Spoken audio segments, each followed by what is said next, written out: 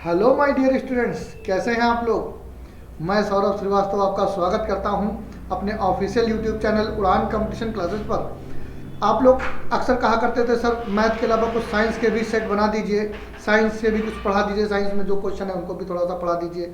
तो मैं उसी के लिए कुछ बढ़िया नए इंटरेस्टिंग क्वेश्चन बना के लाया हूँ जो आपको अच्छे भी लगेंगे और लगेगा कि ऐसा पेपर में आते हैं। अगर आप लोग पढ़ते होगे घर पर कोई बुक, कोई प्रैक्टिस सेट पेपर पढ़ते होगे तो उसमें साइंस के कुछ क्वेश्चंस आते हैं, तो उन्हीं से रिलेटेड जो आगामी परीक्षाओं में आए हैं वही कोई क्वेश्चन हम लाए हैं। और उसमें मैं बताऊंगा भी कि उनके जो ऑप्शंस हैं वो बिल्कुल सटीकता से रखे गए हैं कि अगर आपने वो सवाल को पढ़ा समझा तो लगेगा कि वो चारों ऑप्शन सही हैं, लेकिन उनमें से एक ही ऑप्शन सही होता है। आज हम उन सभी ऑप्शनों को भी डिस्कस करेंगे और उनके बारे में चर्चा करेंगे। और साइंस मैं जानता हूं कि आप लोगों का बहुत अच्छा सब्जेक्ट होता है, तो चलिए स्टार्ट करते हैं। एक छोटा सा काम कर लीजिएगा, कॉपी और कलम रख लीजिएगा लिखने के लिए, अपने नोट्स तैयार करिए, क्योंकि अब हम एक यही श्रृंखला ले आए हैं कि अब साइंस के क्वेश्चन हम 20-20 करके लगभग हम डालते रहेंगे और आप लोग उसको पढ़ते रहिए, धीरे धीरे पढ़ेंगे तो आगे बन जाएगा। एकदम से ज़्यादा सिलेबस ले लेंगे तो फिर बोर हो जाएंगे, पढ़ने में अच्छा नहीं लगता। वैसे साइंस बड़ा इंटरेस्टिंग सब्जेक्ट है, तो हम लोग शुरू करते हैं अपने टॉपिक। हमारा पहला सवाल है, चर्म लिखा हुआ है, ये देखिए आपके सामने, चर्म रोग के उपचार में प्रयोग किया जाने वाला रेडियो आइसोटोप है। तो इसमें रेडियो आइसोटोप ढूंढना है। तो किसके उपचार में? चर्म रोग के उपचार में। तो पहले आपको बता दूं, चर्म रोग एक रोग होता है जो त्वचा पर होता है। जो त्वचा होती है उस पर कुछ रोग हो जाते हैं, जैसे सफ़ेद दाग है, कोई दाना निकल आया, कोई जैसे कोई दाद हो गया, या ऐसे कुछ चर्म रोग होते हैं, खुजली हो गई, फंगस, लोग डॉक्टर कहते हैं फंगस हो गया यहाँ पर है, तो ये चर्म रोग में आते हैं। जो स्किन से संबंधित जो त्वचा से संबंधित रोग होते हैं उन्हें चर्म रोग कहते हैं। तो एक विशेष प्रकार की थेरेपी है जिसके द्वारा चर्म रोग का उपचार किया जाता है। कुछ हद तक ये सही भी हो जाता है और कुछ ही रोगों में इसका प्रयोग भी किया जाता है। जैसे आप लोगों ने देखा होगा, एक्सरे करते हैं तो एक रे निकलती है, एक किरण निकलती है। जब आप लोग कभी अल्ट्रासाउंड कराते हैं तो अल्ट्रासाउंड में भी किरणें होती हैं। वैसे इसमें भी विशेष प्रकार की किरणों के द्वारा चर्म रोग का उपचार किया जाता है। तो इसमें कौन सा रेडियो आइसोटोप है? तो हम देख लेते हैं। रेडियो सीसा ये होता ही नहीं कोई भी है, रेडियो कोबाल्ट भी नहीं होता, रेडियो फास्फोरस होता है। ये रेडियो फास्फोरस, ये आपके सामने लिखा है, ये रेडियो फास्फोरस है और यही हमारा राइट आंसर है और कोई नहीं होता इसमें। बाकी ऑप्शन सही नहीं है, केवल एक ही सही है। क्या है? रेडियो फास्फोरस, केवल रेडियो फास्फोरस ही हमारा, कौन सा? रेडियो फास्फोरस ही सही है।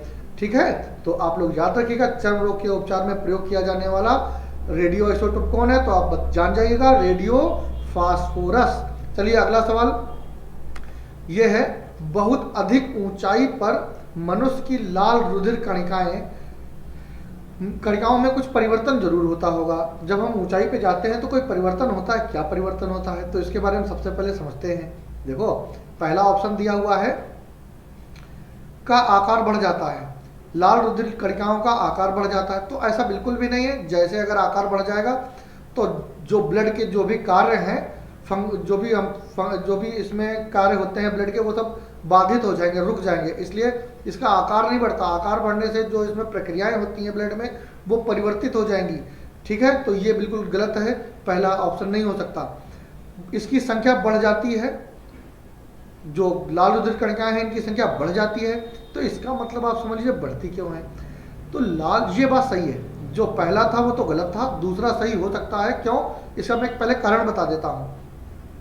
जो लाल रुधिर कणिकाएं होती हैं वही ऐसी कणिकाएं हैं, जब हम लोग ऑक्सीजन लेते हैं तो ऑक्सीजन को वही धारण करती है लाल रुधिर कणिकाएं। उसके अंदर एक हीमोग्लोबिन नाम का एक पदार्थ होता है, हीमोग्लोबिन।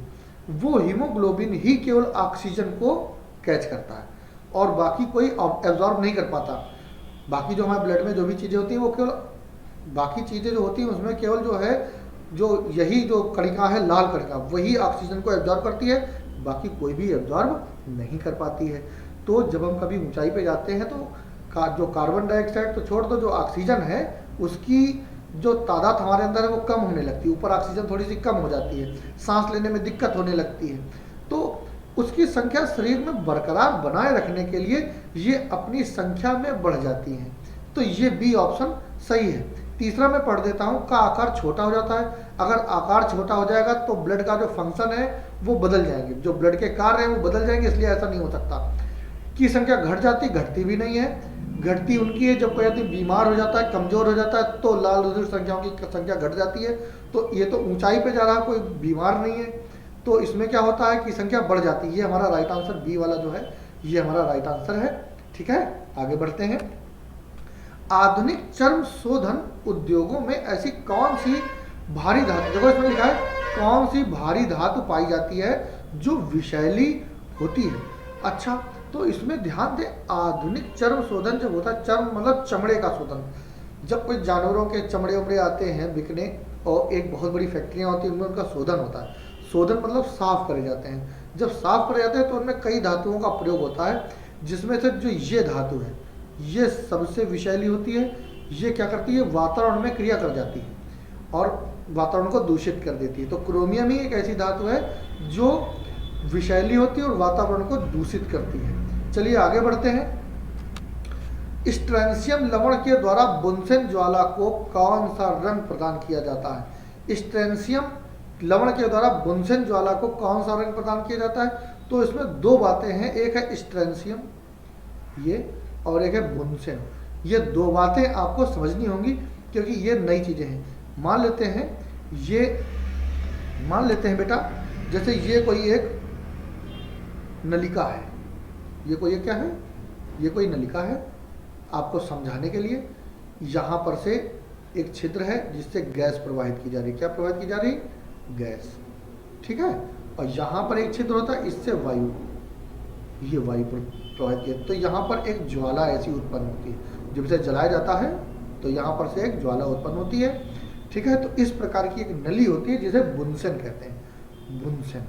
ठीक है, भट्टी तरीके की, जैसे हम लोग कभी घर में लैंप वैम्प जलाते हैं तो वैसे ही एक नलिका होती है, उसमें नीचे से गैस जलाते हैं, डालते हैं और ऊपर से थोड़ी सी वायु, जिससे कि कार्बन थोड़ा सा कम बने, ऐसा बनाने की प्रयास करते हैं। इसमें खास तौर से ये जो है प्रयोगशालाओं में प्रयोग की जाती है। जब बच्चों प्रयोगशाला में जाते होंगे बच्चे, आप लोग गए होंगे तो उसमें अक्सर ये देखा होगा कि ऐसी एक टेक्निक रखी होती है जिससे हम लोग किसी फ्लास्क को गर्म करते हैं तो नीचे से कार्बन नहीं लगता है, वरना जब किसी मिट्टी तेल या किसी और चीज़ से हम गर्म करते हैं तो उसमें नीचे कार्बन जम जाता है तो हमें दिखाई नहीं देता। तो बुनसेन ज्वाला का प्रयोग उसी में करते हैं। तो हमने बता दिया है बुनसेन क्या होता है, तो आप समझ गए होंगे ये बुनसेन क्या होता है। ऐसा ही दिखता है। स्ट्रैंशियम का मतलब क्या है? अब मैं स्ट्रैंशियम के बारे में आपको समझाऊंगा। दो चीजें होती हैं कि स्ट्रैंशियम होता है, स्ट्रैंशियम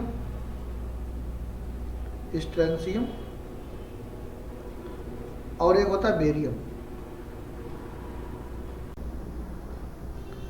स्ट्रैंशियम और बेरियम दो पदार्थ होते हैं जिनसे ज्वाला का रंग बदला जाता है। स्ट्रैंशियम से लाल और बेरियम से हरा। ठीक है, तो मैंने आपको पहले ही बता दिया, अगर स्ट्रैंशियम इसमें मिला देते हैं गैस में तो कैसी लाल चलेगी, और जब बेरियम होता तो वो हरा। खास तौर से आपने कभी कभी पटाखों को देखा होगा, रॉकेट होते हैं ऊपर उड़ते हैं, उड़ के ऊपर निकल जाते हैं तो लाल कलर आ जाता है, कभी कभी हरा कलर दिखने लगता है। तो यही उसमें स्ट्रैंशियम और बेरियम ही लगे होते हैं। याद करने का एक बहुत अच्छा तरीका है। क्या तुम लोगों ने कभी स्ट्रॉबेरी देखी है? उम्मीद है देखी होगी। और क्या तुमने बेर देखे हैं? बेर हम लोग खाते हैं, बेर, इमली खट्टी मीठे बेर, आप लोगों को पता होगा। कई बार तुम लोगों ने गाना सुना होगा। स्ट्रॉबेरी का गाना कोई होगा, पता नहीं, मुझे नहीं पता। चलिए देखते हैं। स्ट्रॉबेरी कैसी होती? लाल। और बेर कैसे होते हैं? हरे। ठीक है, तो ध्यान दीजिएगा, स्ट्रॉबेरी मतलब स्ट्रैंशियम, लाल कलर, आप दिमाग में सेट कर लीजिएगा। बेरियम मतलब बेर, बेर कैसा होता है? हरा। तो ये बात आप याद रखिएगा। ऑप्शन अपने देख लेते हैं, कहीं लाल है, ये देखो किरमिजी लाल। किरमिजी लाल का मतलब जानते क्या होता है? चमकीला लाल। तो चमकीला, जब ज्वाला ही जल रही तो उससे ज़्यादा चमकीला क्या होगा? चलिए आगे बढ़ते हैं और आगे देखते हैं अगला क्या है। लिखा है कृत्रिम सैटेलाइट के अंदर व्यक्ति भारहीन महसूस करता है क्योंकि पृथ्वी के आकर्षण का जो बल है वो क्या हो जाता है। चलिए देखते हैं। जो पहला ऑप्शन है, पहला ऑप्शन क्या दिया हुआ है? उस स्थान पर शून्य हो जाता है। ऐसा कुछ नहीं, उस स्थान पर शून्य थोड़ी होता है। चंद्रमा के आकर्षण बल के द्वारा संतुलित हो जाता है, ये भी गलत है, दो गलत हो गए।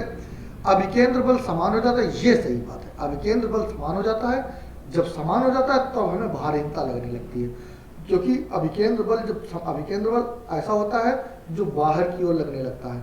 जब बाहर की ओर बल, अभिकेंद्र बल समान और अंदर की ओर दोनों बल समान हो जाते हैं तो क्या हो जाता है, हमें भारहीनता महसूस होने लगती है। तो सी ऑप्शन हो जाएगा। सैटेलाइट के विशेष डिजाइन के कारण ऐसा बिल्कुल भी नहीं होता है। सैटेलाइट के डिजाइन से कोई फर्क नहीं पड़ता, हमारे भारहीनता पर कोई फर्क नहीं पड़ता। भारहीनता का फर्क केवल अभिकेंद्र बल के कारण पड़ता है। तो सी ऑप्शन हमारा सही होगा। आगे बढ़ते हैं बगैर देरी करे। आधुनिक शक्तिशाली चुंबक किससे बनते हैं? तो सबसे पहले याद रखिएगा, आधुनिक जो शक्तिशाली चुंबक है वो एल्युमिनियम जिसमें कहीं पर भी मिली हो और लौह पदार्थ कोई भी हो, उनको मिलाकर के अगर बनाई जाती है तो शक्तिशाली चुंबक का निर्माण हो जाता है। देखते हैं इसमें लौह यौगिक तो होते हैं, लेकिन कंफर्मेशन नहीं है, अभी रुक जाते हैं। लौह चुंबकीय पदार्थ, इसमें भी लौह चुंबकीय पदार्थ हैं, हो सकता है लेकिन शक्तिशाली नहीं, क्योंकि इसमें एल्युमिनियम नहीं है। तो सी ऑप्शन हमारा बिल्कुल राइट है। एल्युमिनियम मिला होगा, कोबाल्ट मिला होगा, निकल मिला होगा, ये धातु सबसे शक्तिशाली, ठीक है, सबसे शक्तिशाली जो चुंबक होगी वो कौन होगी, ये सी वाली, ठीक है, जो इन तीनों के मिश्रण से बनी, क्योंकि इसमें एल्युमिनियम भी मिला है, ठीक है। तो आगे बढ़ते हैं, अगला टॉपिक देखते हैं। निम्नलिखित में से कौन सी घटना सबसे पहले घटी थी? तो निम्नलिखित में से सबसे पहले कौन सी घटना घटी थी? तो इसमें तो आपको सन याद होने चाहिए। चलिए हम लोग कोशिश करते हैं। अल्बर्ट आइंस्टाइन, आप लोगों ने सब ने नाम सुना होगा, ये बहुत ही फेमस और हमारे जीवन में जो भी फिजिक्स से संबंधित चीज़ें हैं वो इन्हीं की देन है, ठीक है। ने सर्वप्रथम आपेक्षिकता का सिद्धांत प्रस्तुत किया था। उम्मीद है आप लोगों को पता होगा आपेक्षिकता का सिद्धांत, ये 1915 में लागू हुआ था। इन्होंने 1915 में आपेक्षिकता का सिद्धांत प्रस्तुत किया था। आपेक्षिकता का सिद्धांत आप लोगों को पता ही होगा, जब कभी भी ऊर्जा न खराब होती है न नष्ट होती है, लोग आप जानते हैं, न नष्ट होती है न बन सकती है, ये उत्पन्न नहीं की जा सकती है, न ये नष्ट की जा सकती है, इस कई प्रकार से लोग अपनी अपनी परिभाषाएं देते हैं। लेकिन ये एक विस्तार रूप से इन्होंने ही इसको समझाया और यही समझ सकते थे ऐसे गूढ़ रहस्य को। बाकी ऐसे कोई भी वैज्ञानिक नहीं हुए जिन्होंने ऐसे गूढ़ रहस्य को समझा हो। तो 1915 में इन्होंने ये व्यवस्था जो भी बनाई थी, इन्होंने अपना जो भी प्रयोग लैब बनाई थी उसमें इन्होंने बताया था, 1915 में ऐसा बताया था, ये सिद्धांत प्रस्तुत किया था लोगों के सामने।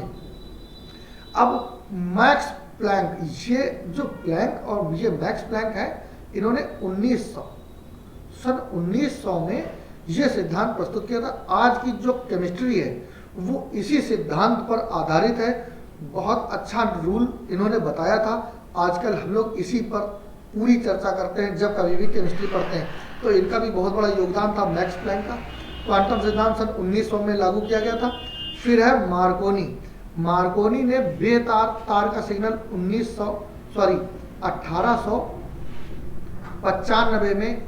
1895 में इसका निर्माण कर दिया था। और मार्कोनी का जो जन्म हुआ था वो 1875 ईस्वी के आसपास हुआ था। मैडम क्यूरी, अब मैडम क्यूरी के बारे में बात कर लेते हैं। मैडम क्यूरी प्रथम महिला नोबेल पुरस्कार विजेता बनी। तो इनके बारे में बताते हैं। मैडम क्यूरी एक बहुत ही योग्य बुद्धिमान महिला थी। इनको 2 बार नोबेल पुरस्कार मिला है, एक 1904 में और एक 1911 में। 1904 और 1911 की बात बताते हैं। इसमें भौतिक के क्षेत्र में मिला था और इसमें मिला था रसायन के क्षेत्र में इनको मिला था। तो अगर हम इन चारों ऑप्शनों में से देखते हैं तो मार्कोनी का सबसे पहले हुआ था, मार्कोनी का। तो हमारा राइट आंसर इसमें मार्कोनी हो जाएगा। अगर आप लोगों को ऐसी जानकारियां प्राप्त करनी है तो इन जो भी वैज्ञानिक है इनकी कहानियों को पढ़ा करो। आप लोग जब कहानियां पढ़ेंगे तो बहुत इंटरेस्टिंग कहानियां हैं, क्योंकि इन्होंने जीवन में कुछ उपलब्धियां भी पाई हैं, कुछ त्याग किया है। अगर आप लोग इसको पढ़ते हैं तो आप इनसे प्रेरणा भी ले सकते हैं। ऐसा नहीं है कि खाली कहानी पढ़ ली कुछ भी नहीं प्राप्त हुआ, इनसे आप प्रेरणा भी ले सकते हैं। तो मेरी तरह आप भी इनके बारे में अच्छे से पढ़ा करें और इनके बारे में जो इनकी जीवनी है उनको पढ़ा करें, जिससे आप लोगों को भी कुछ प्रेरणा मिलेगी। और कभी कभी आप लोग परेशान, हताश, निराश हो जाते हैं कि कहाँ तक पढ़ें, कितना पढ़ें। तो रुकना नहीं है, क्योंकि अगर आप क्वालिफाई हो गए या पास हो गए हैं तो इसका मतलब कि हाँ अब आपकी तैयारी हो चुकी है, तभी आप पास हुए हैं। अगर आप पास नहीं हो पा रहे हैं तो इसका मतलब कहीं ना कहीं कुछ कमी रह रही है जो आप समझ नहीं पा रहे हैं या आप देख नहीं पा रहे हैं। आपका डायरेक्शन कहीं पर गलत हो सकता है। ठीक है, तो हम अपने अगले क्वेश्चन की ओर बढ़ते हैं। हमारा अगला क्वेश्चन है, फोटोग्राफी में मुख्य रंग कौन सा होता है? लिखा है फोटोग्राफी, जो आपके सामने दिया है, फोटोग्राफी में मुख्य रंग कौन सा होता है? तो याद रखिएगा लाल नीला हरा, ये सी ऑप्शन सही है। लाल नीला हरा, लाल नीला हरा जो है यही वर्णक फोटोग्राफी प्लेट पर होते हैं। जो लोग फोटोग्राफी करते हैं उसमें यही वर्णक सबसे ज़्यादा होते हैं और इन्हीं का ही कार्य इसमें होता है। चलिए आगे बढ़ते हैं। जब नींबू के रस, ये नींबू लिखा, जब नींबू के रस को खाने के सोडे, जो खाने के सोडे में डाला जाता है तब तेजी से उत्फुलन, उत्फुलन का मतलब बुलबुले उठते हैं। ठीक है, क्योंकि उससे उत्पन्न गैस होती है। तो आप बगैर देखे ही समझ सकते हैं, जो बच्चे पढ़ते होंगे अक्सर तो उनको सबको पता है कार्बन डाइऑक्साइड, कार्बन डाइऑक्साइड के बुलबुले उठते हैं। किसके बुलबुले उठते हैं? आप लोग भी बोला करो मेरे साथ, एक बार मैंने बोला अगली बार आप बोलो। किसके बुलबुले उठते हैं? कार्बन डाइऑक्साइड के बुलबुले उठते हैं। ठीक है, तो आप लोगों को ये बात याद हो गई होगी। चलिए आगे बढ़ते हैं और देखते हैं अपना अगला सवाल। लिखा है निम्नलिखित, क्या लिखा है? निम्नलिखित में से किस कोटि के फोटो प्रिंट की जीवन अवधि सबसे लंबी होती? तो याद रखिएगा जो ज़्यादा सरल होता है और ज़्यादा विलासितापूर्ण जीवन नहीं जीता है वो ज़्यादा दिन तक जीवित रह सकता है। अब सपोज करिए आप बढ़िया कमरे, एसी में कमरे में बैठे हैं, कहीं भी कोई भी चीज़ बाहरी नहीं खाते और आप एक ही जगह पे बैठे हुए हैं, लोग तुमको खिलाते हैं, तुम्हारे पास चीज़ें ले आते हैं, तुमको उठना हिलना डुलना भी नहीं पड़ता, तो ज़्यादा दिन तक जीवित नहीं रह सकते। जीवित वो रह सकता है जो वर्जिश करता हो, कसरत करता हो, योगा करता हो, फिटनेस अपनी बनाए रखे, तो वो ज़्यादा दिन तक जीवित रह सकता है। तो जिसका जीवन सादा होगा, मेरे एक उदाहरण है अभी आपको समझ में आएगा, जिसका जीवन सादा होगा वो ज़्यादा दिन तक जीवित रहेगा, लेकिन विचार हमेशा उच्च रहने चाहिए, ये मेरी तरफ से। ठीक है, देखते हैं फिक्सर वाले रंगीन प्रिंट। तो फिक्सर वाले, इसमें थोड़ा सा ज़्यादा हिंदी लग गई, पिक्सल वाले होना चाहिए। ठीक है, तो रंगीन प्रिंट, तो पिक्सल मतलब आप लोगों ने देखा होगा HD प्रिंटर होते हैं, उनके बारे में बताया गया, तो इनकी जीवन अवधि बहुत कम होती है। पिक्सल के बिना रंगीन प्रिंट, पिक्सल के बिना भी कुछ रंगीन प्रिंटर आते हैं, तो लेकिन रंगीन फोटो देते हैं, तो इनकी भी जीवन अवधि कोई बहुत ज़्यादा नहीं होती। कंप्यूटर विकसित, स्वयं कंप्यूटर विकसित जो डिजिटल होते हैं, अपने कंप्यूटर विकसित के अंदर खुद ही बनाते हैं, अपना प्रिंटर निकालते हैं, तो ये भी नहीं। सबसे बढ़िया होता है श्वेत श्याम प्रिंट, मतलब ब्लैक एंड वाइट प्रिंटर। ये ब्लैक एंड वाइट प्रिंटर बहुत दिन तक चलता है और अपने ज़्यादा जीवन अवधि इसकी सबसे ज़्यादा जो पूछी जाए जीवन अवधि किसकी होती है, तो श्वेत श्याम प्रिंटर की ही होती है। चलिए आगे बढ़ते हैं और देखते हैं अपना अगला सवाल। जिस संवेष्टन प्रौद्योगिकी के कारण हरित क्रांति आई, उसके मुख्य अंग थे। ठीक है, आप लोगों ने समझ लिया होगा, एक बार और पढ़ लीजिए। जिस संवेष्टन प्रौद्योगिकी के कारण हरित क्रांति आई उसके मुख्य अंग थे, तो इसका मतलब ये समझिएगा, हरित क्रांति का मतलब होता है कि एक जो हम लोग कृषि है उसमें ज़्यादा विकास, ज़्यादा फसल उत्पादन, ज़्यादा से ज़्यादा अन्न उगाना, ये कारण था। ये हरित क्रांति के बारे में जाना जाता है। हरित क्रांति जब आई थी तो ज़्यादा से ज़्यादा किसान अन्न उगा पाते थे, ज़्यादा से ज़्यादा फसल होती थी, विभिन्न प्रकार की फसलें होती थी, अलग अलग वैरायटियाँ थी, जो ज़्यादा उत्पादन कर पाए उस प्रकार के बीज थे। तो ये बातें हमें पता है और शायद आप लोगों को भी पता होनी चाहिए थी। तो देखते हैं पहला ऑप्शन हमारा क्या है, जनशक्ति। पहले ही गलत हो गया, जनशक्ति से उससे क्या लेना देना है ना, आबादी बढ़ने से थोड़ी कृषि बढ़ती है, तो पहला गलत हो गया, इसे देखना ही नहीं। फसल प्रतिमान में परिवर्तन, औद्योगिकीकरण और रासायनिक उर्वरक, तो औद्योगिकीकरण से कोई भी लेना देना नहीं था, इसलिए इसे भी हटा दीजिए। सिंचाई, बिल्कुल सिंचाई जरूरत थी। जैव रासायनिक उर्वरक, ये भी जरूरत हुए। अधिक उत्पादन करने वाले बीजों की किस्में, ये सी सही लग रहा है, लेकिन चौथा भी पढ़ लेना चाहिए। विद्युती, पहले विद्युत का कोई मतलब नहीं, क्योंकि विद्युत आज तक पूरे अभी भारतवर्ष में पूरी तरीके से नहीं फैल पाई है, लेकिन जो भी कृषि है वो उस पर कोई भी प्रभाव नहीं पड़ता। इसका जो भी कृषि है उस पर कोई प्रभाव नहीं पड़ता, फसलें बढ़िया होती हैं, विद्युत हो ना हो। ठीक है, तो डी वाला भी ऑप्शन क्या हो जाएगा, गलत। तो हमारा ऑप्शन कौन सही है, सी ऑप्शन ही हमारा सही है। तो हम लोग आगे बढ़ते हैं अपने अगले क्वेश्चन की ओर। लिखा हुआ है ताम्र की डिस्क में एक छेद है, यदि डिस्क को गर्म किया जाए तो छेद का आकार बढ़ेगा घटेगा उतना ही रहेगा, बढ़ता है घटता है उतना ही रहता है, पहले बढ़ता है और फिर घटता है। तो इसका मतलब क्या हुआ, देखो आप लोगों ने हाई स्कूल या 9th में मेरे हिसाब से एक चैप्टर था कि रेखीय प्रसार गुणांक, क्षेत्रीय प्रसार गुणांक, आयतन प्रसार गुणांक, कुछ इस प्रकार के थे। कौन कौन थे आप लोगों ने देखे होंगे, रेखीय प्रसार गुणांक, क्षेत्रीय प्रसार गुणांक, आयतन प्रसार गुणांक। आप लोगों ने रेखीय प्रसार, क्षेत्रीय प्रसार, आयतन प्रसार शायद पढ़ा हो। तो जैसे कोई प्लेट है, मान लेते यही ले लेते हैं, इसमें एक छोटा सा छिद्र हो गया, तो जब इसे गर्म करेंगे तो ये बाहर की तरफ भी बढ़ेगी और अंदर की तरफ भी बढ़ेगी। जहाँ ये जगह पाएगी वहाँ ये फैलेगी, तो जो छिद्र है वो छोटा हो जाएगा, जो छिद्र है वो क्या हो जाएगा, कुछ छोटा अपने आकार में हो जाएगा। तो देखो आकार कौन होगा, घटता है। मैं एक बार साफ करके फिर से बता देता हूँ, आकार क्या होगा, घटता है। ये याद रखिएगा। अक्सर बच्चे क्या करते हैं, लगाते हैं पहला ऑप्शन, आकार बढ़ता है। आकार बढ़ता नहीं बेटा, इसके क्षेत्रीय प्रसार गुणांक के कारण जहाँ भी जगह मिलती है वो वहाँ विस्तार करता है। तो बाहर की ओर भी विस्तार करता है, बीच में छिद्र है तो वहाँ पर भी एक जगह है, तो अंदर की ओर भी विस्तार करेगा, थोड़ा सा अंदर की ओर भी बढ़ेगा। तो क्या होगा, जो छिद्र होगा वो घट जाएगा, अपने आकार में छोटा हो जाएगा। उम्मीद है आप लोगों को समझ में आ रहा होगा। मैं अपनी पूरी कोशिश कर रहा हूँ समझाने की। अगर कहीं पे भी कोई कसर रह रही हो या आपको कोई ऑप्शन समझ में नहीं आ रहा हो तो बेटा कमेंट बॉक्स में बता दीजिएगा, मैं कोशिश करूँगा उसको समझाने की। अगर ये वीडियो थोड़ा बहुत भी अच्छा लगे, समझ में आए, तो बस छोटा सा हमारा एक काम है, इसको लाइक कर दीजिएगा। अगर सब्सक्राइब नहीं किया है तो सब्सक्राइब कर दीजिएगा, ठीक है। और अगर आपके कोई दोस्त हों, प्यारे कोई भी दोस्त हों जो आपके दोस्त हों, उनको ये शेयर कर दीजिएगा, ठीक है। इतनी रिक्वेस्ट मेरी है, ओके ठीक है। हम लोग आगे बढ़ते हैं, अपना अगला टॉपिक देखते हैं। लिखा है रेडियो एक्टिवता की परिघटना की खोज की थी।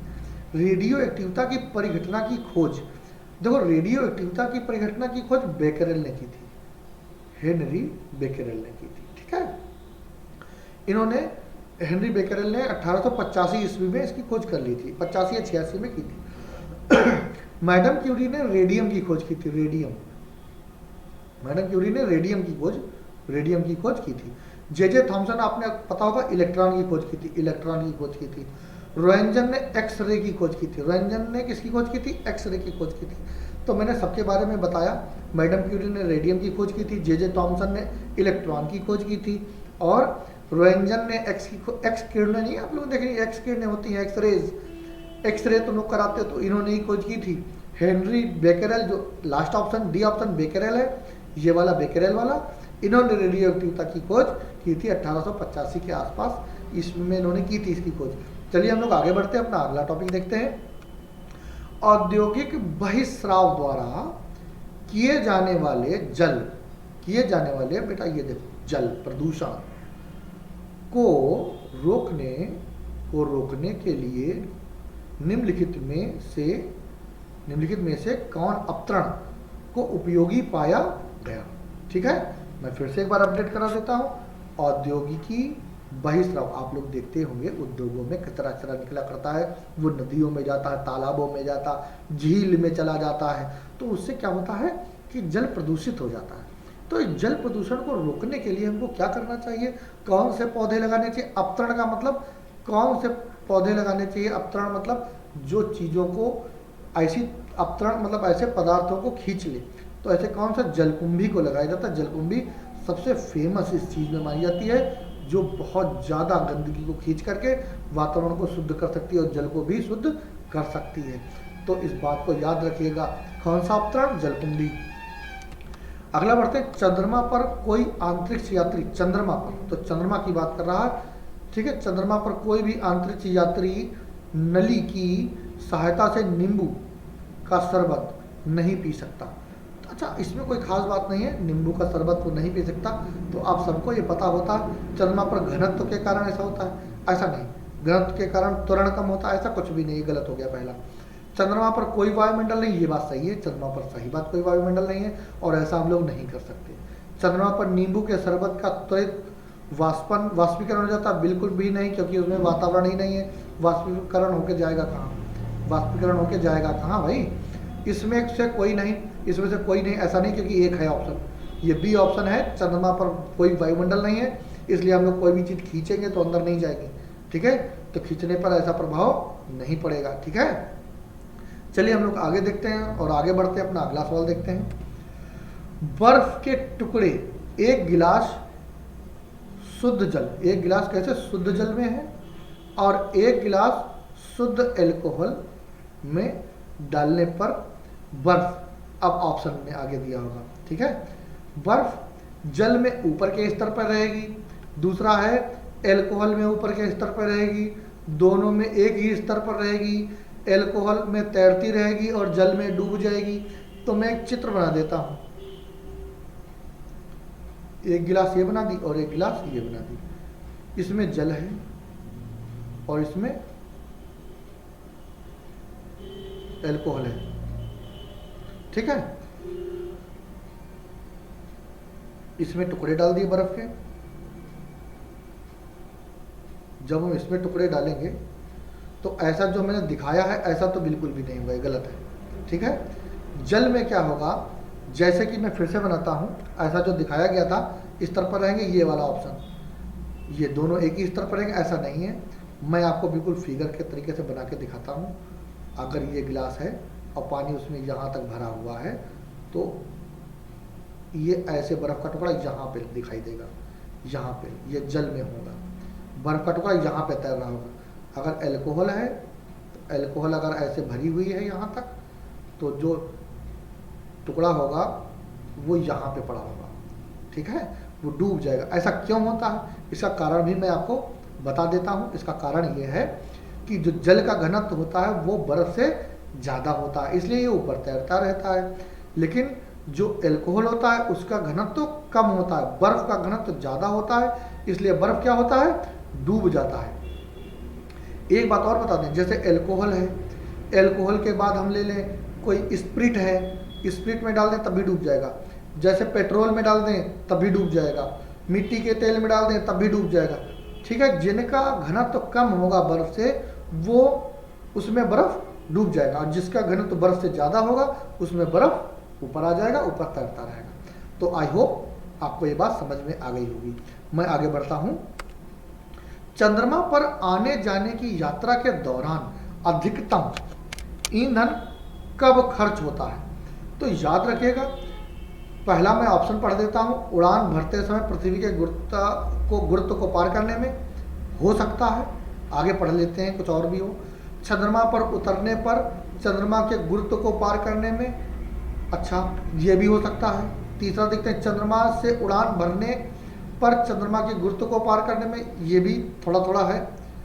पृथ्वी पर पुनः प्रवेश, ये बिल्कुल करेक्ट हो सकता है, क्योंकि पृथ्वी पुनः प्रवेश करने में बहुत दिक्कत होती है, प्रवेश करने और हल्का हल्का उतरने पर पृथ्वी के गुरुत्व को पार करने में। यही ऑप्शन एक ऐसा है जहाँ पर सबसे ज़्यादा ज़रूरत पड़ती है ईंधन की, क्योंकि इतनी तेज़ी से रॉकेट नीचे आता है, उसको रोकना भी तो पड़ेगा। तो उसको रोकने के लिए, बैकअप करने के लिए, उसको धीरे धीरे वापस नीचे लाने के लिए बहुत ज़्यादा ईंधन की आवश्यकता होती है, और पृथ्वी के गुरुत्व सीमा को पार करने में भी ईंधन की बहुत ज़्यादा आवश्यकता होती है। तो ये डी ऑप्शन मेरे हिसाब से बिल्कुल राइट है, इसमें कोई भी दुविधा की बात नहीं है, तो डी ऑप्शन सही है। वायुमंडलीय ओजोन की परत निम्नलिखित में से किससे बनी है, तो परत देख लेते हैं। ऑक्सीजन में पराबैंगनी किरणों की, ऑक्सीजन में कोई पराबैंगनी किरणें मिल थोड़ी जाती हैं, ये गलत हो गया। ऑक्सीजन में अणुओं का संयोजन, हाँ ये सही है, ऑक्सीजन में अणुओं का संयोजन होता है, ये बात होती है, बिल्कुल ऊपरी परत पर यही होता है। ऑक्सीजन का उच्च दाब में आना, ऐसा नहीं, बिल्कुल गलत है। वायुमंडल में ऑक्सीजन पर नाइट्रोजन की क्रिया, बिल्कुल गलत, ऐसा होता ही नहीं। तो बी ऑप्शन अपना क्या है, जो बी ऑप्शन है वो सही है। नेक्स्ट देते हैं, न्यूक्लियर रिएक्टर में न्यूट्रॉन को किस से अवमंदित किया जाता है? तो आप लोगों को पता होगा, मॉडरेटर से। मॉडरेटर से उसे अवमंदित मतलब धीमा किया जाता है, उसकी गति को मंद किया जाता है, ये भाग ना जाए, ये तेजी से प्रक्रिया न करने लगे, इसलिए मॉडरेटर का प्रयोग करते हैं। इसको मंदक कहते हैं। क्या कहते हैं? मंदक।